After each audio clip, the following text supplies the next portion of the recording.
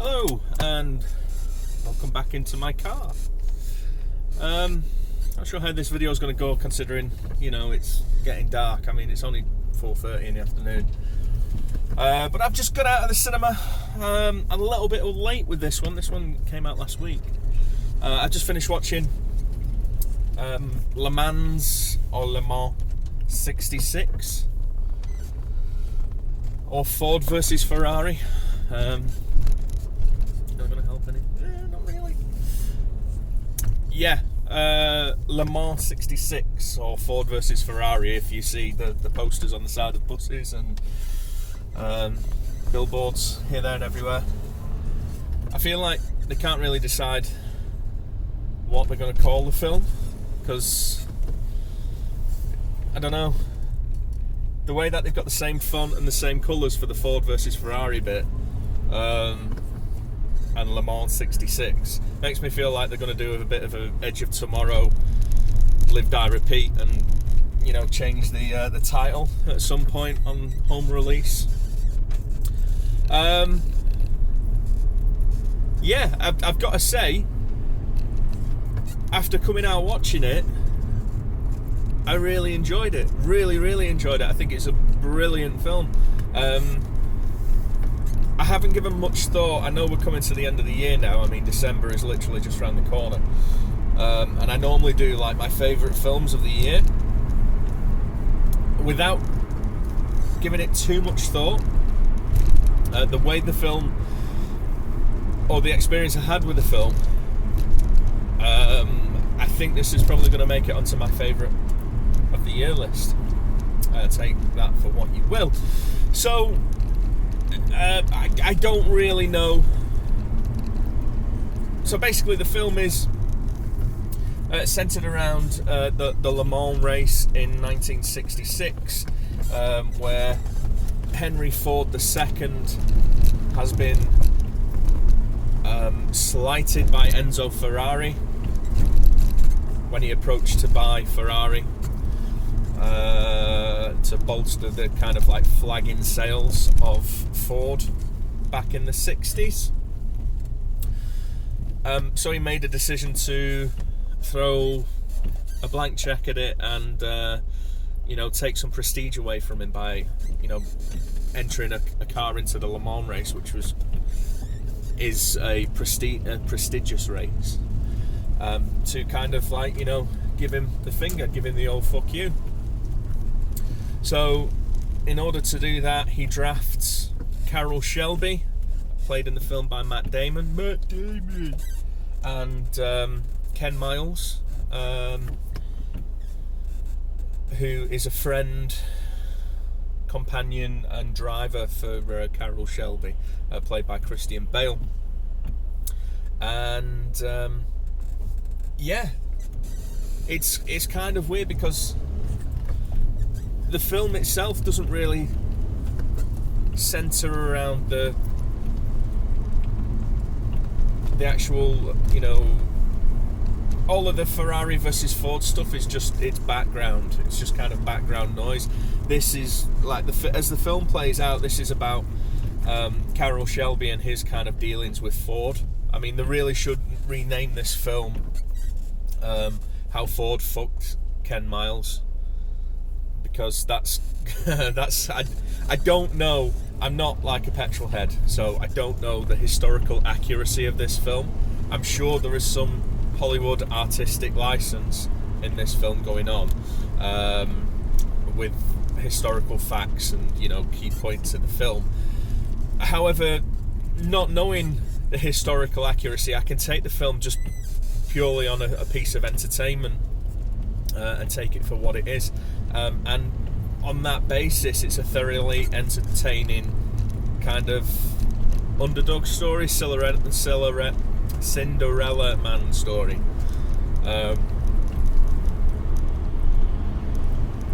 Yeah, just really good. A lot of people make kind of a lot about Christian Bale and his performances. I mean, he's nothing less than brilliant in this film. However, I think Matt Damon kind of steals the show. like him or not, I think he's kind of an underrated actor, and he's just got in this film playing Carroll Shelby. Again, I don't know anything about Carroll Shelby, but what I know is Matt Damon he's just got that likability factor. You know, he's playing the character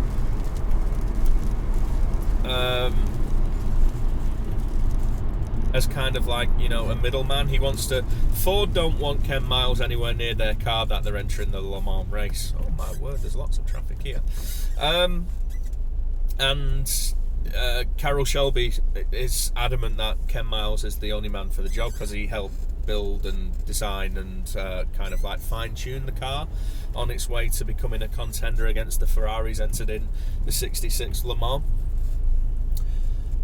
So, you know, you've got that dynamic between Carroll Shelby in the middle of his friend and this Uber corporation who don't want anything to do with Ken Miles. And yeah, I mean, the thing about kind of like Christian Bale, he's a very, very physical actor. I mean, you know, if you've seen any of his work, then obviously you'll know like the body transformation stuff that he's done in films like The Machinist, where he lost all of that weight and he was literally just a walking skeleton. Then you've got him, you know, piling on the muscle for things like American Psycho and Batman Begins, and not so much Dark Knight and Dark Knight Rises, because it was obvious in those films he didn't bulk up to the extent that he did in the first Batman film. And he's put weight on for roles, you know, with the role in American Hustle and Vice, where he played Dick Cheney. So, you know, he is one of those chameleons, those kind of method actors that actually goes through the physical extremes. But I think what's underrated about his performances, it's not just kind of like the putting on the weight, taking off the weight. It's the way he actually kind of crafts a character with body posture and body language. You just have to look at him when he was playing Dickie Ward in the Fighter with Marky Mark Wahlberg pretending to be a boxer. You know, he was completely believable as kind of like a crack addict. You know, he was always constantly chewing his lip and you know doing that whole thing, the stuff that fucking you see addicts doing. If you have the kind of like misfortune to, you know, see those poor sods in the street. And in this, he's kind of like taken on kind of like a hunched over posture, kind of, you know, just the way he carries himself in this is very kind of, it's believable. He kind of slips into this character.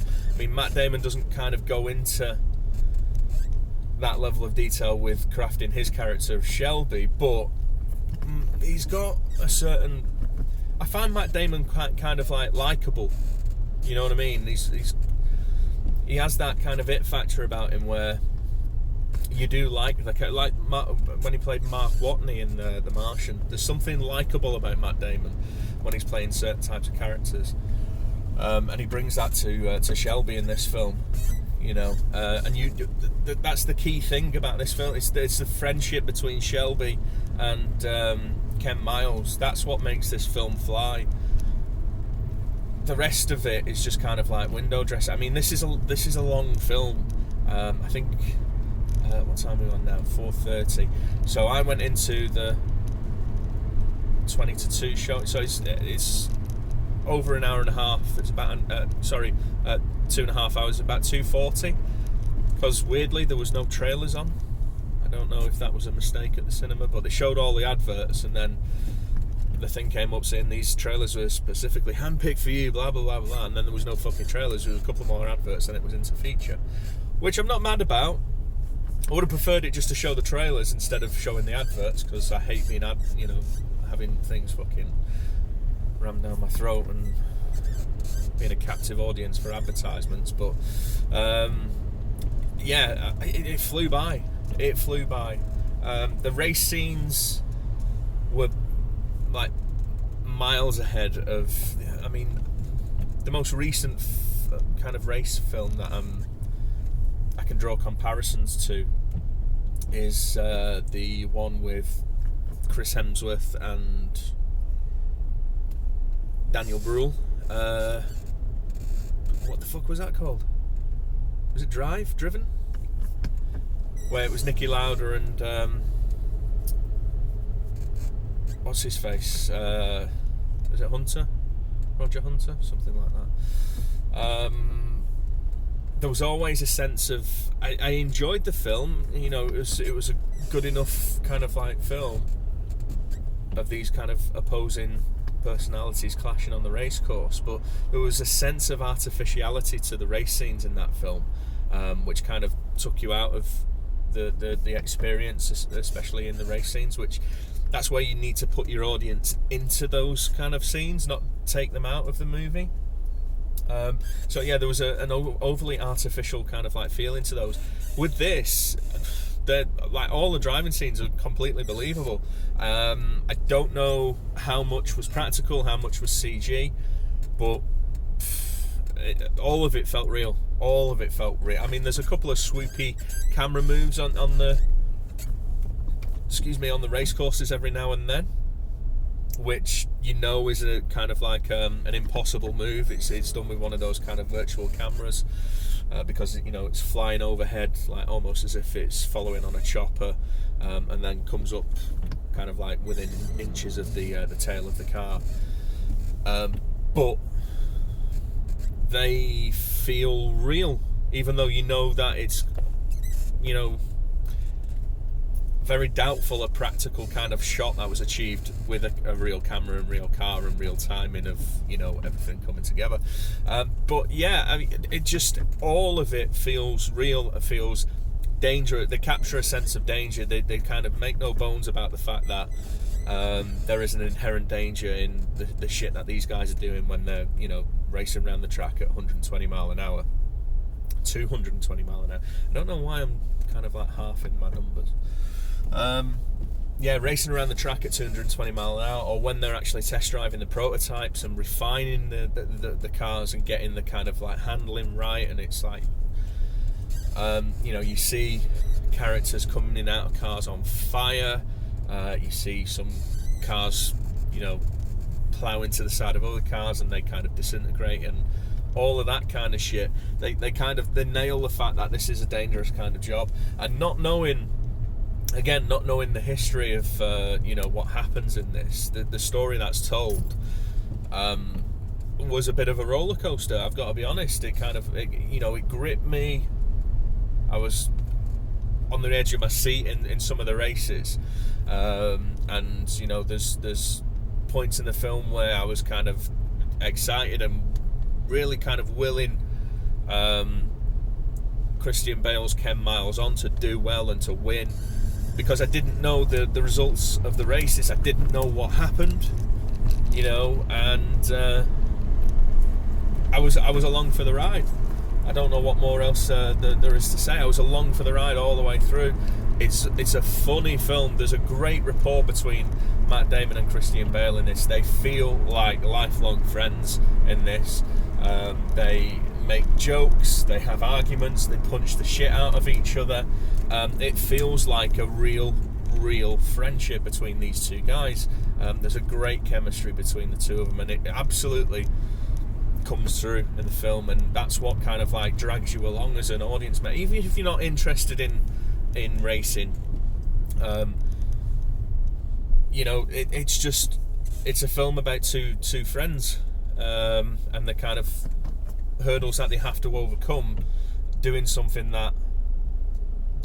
for a corporation that asked them to do them a favour by coming on board.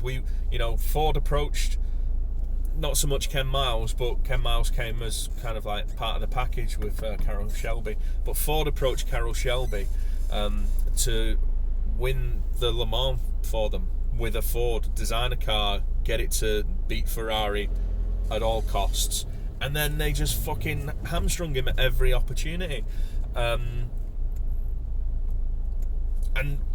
in turn royally fucked over Ken Miles. Again, if the film is historically accurate, which, you know, I'm sure the majority of it is, It just felt really. You felt bad for the characters when shitty things were happening to them. You felt good when they were overcoming these obstacles. And then, come the end of the film, you've kind of got this real sense of, pride at what these guys are kind of like achieve and what they're able to actually, overcome, regardless of what the results are and all this kind of stuff. So I'm trying to be as vague as possible. I mean, I know I've probably given away a little bit of the ending there, but it's one of those. It's all about the journey and how these guys handle it, and it's just a really, really, really, really good film. Really fucking enjoyed it. It's got all the emotional beats that you want. It's funny. The action scenes are tense and intense and feel real. That I can't stress how important that is to this kind of film. That sense of realism. It adds so much more kind of drama to the proceedings, where you feel like there's an actual sense of danger that these characters are placed into, rather than just moving pixels on a screen. Because when action scenes are done for real, and when someone's actually in harm's way. And to kind of achieve that in a race film is pretty tricky. Especially in this day and age where it's so easy to rely on CG. I'm sure some of these race scenes, relied on certain elements being replaced in the computer, but it didn't feel that way. It all felt real. The cars looked real, the tracks looked real, everything looked real around it. So, yeah. I'm kind of gutted that I left it a week. I did book tickets to go and watch it last week when it was released, and something came up, or I was being a lazy cunt and just decided not to. One or the other. Either is probably likely. And I didn't get to go and watch it on, because when it came out last week at the Cineworld in Bolton, it was released on Screen 7, which is the biggest screen that they have, and I've just watched it in Screen 14, which is one of the smallest screens that they have, and I feel like I kind of missed out on that.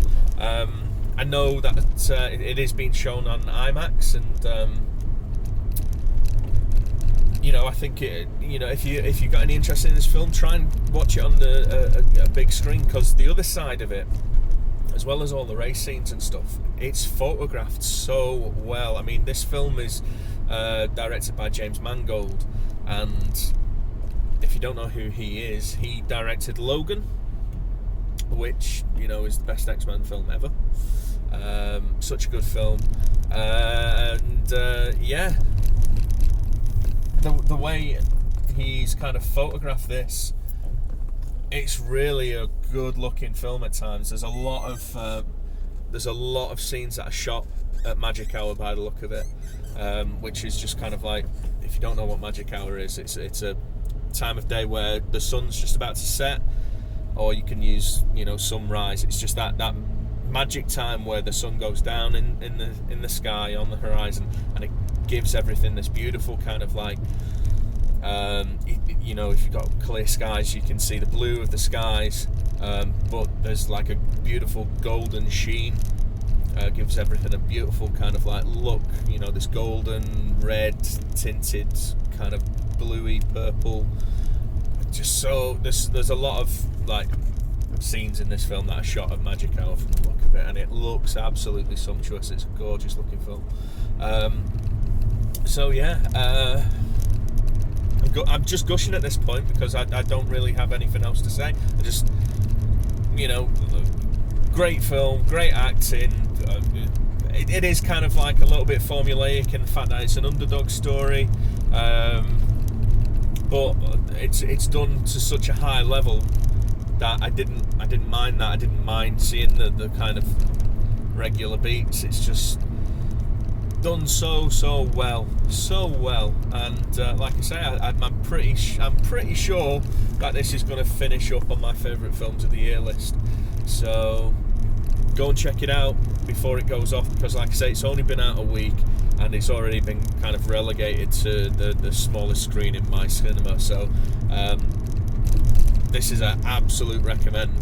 Even if you're not interested in racing, as I say, the actual film itself, the characters and the story is well enough drawn to actually bring you into the drama that's going on, and it's thoroughly entertaining just from kind of like the humour that's in there. I love the rapport between those two characters and how they do have this shorthand where they're able to argue with each other, punch the fuck out of each other, and then share a Coca-Cola 2 minutes later. It's just really, really good. So yeah, Ford versus Ferrari / Le Mans 66 / How Ford Fucked Ken Miles. Just go out and watch it. It's a great film. I don't think you'd be disappointed in that one. So yeah, that's it. Thanks for watching this video. You know the drill by now. Do all the YouTubey stuff, and if you like the video, give it a thumbs up and subscribe, whatever. Or don't. It's entirely up to you. Idiots on the road, I swear to God. I feel like just, so many bad drivers. Ironically enough, when I'm talking about a film about driving. Yeah. So, yeah. Thanks very much. Hopefully I'll have another video coming out soon. And don't forget to check out the Untitled Film Podcast, which is a podcast that me and Mr. Lee James Peake do. Hopefully we'll have a few more episodes where we discuss like our favourite films of the year and stuff like that as well. Until next time, I'm just waffling now, so I'm just going to end the video. I'm just going to end it. I'm ending it. Okay, I'm definitely ending it now. Bye.